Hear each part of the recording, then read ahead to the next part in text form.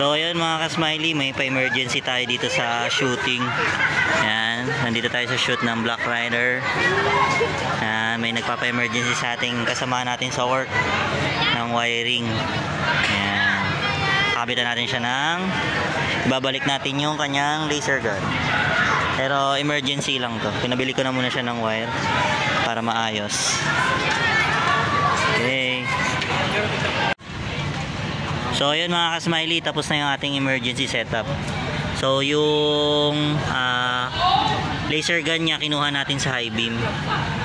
So yung high beam ang tinitrigger itong relay na to. Then ito yung output ng relay, papunta na sa laser gun. Then meron na siyang fuse, emergency fuse natin kinabit. Then sa baterya na sila lahat naka-rekta.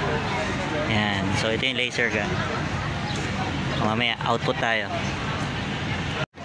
So ayan mga ka-smiley, tapos na yung ating laser gun setup na isang mabilisan. Yan, so on natin. Yan, naka-on. Tapos yan, headlight. Then pag high beam mo, dito siya. Yan, high beam. Yan.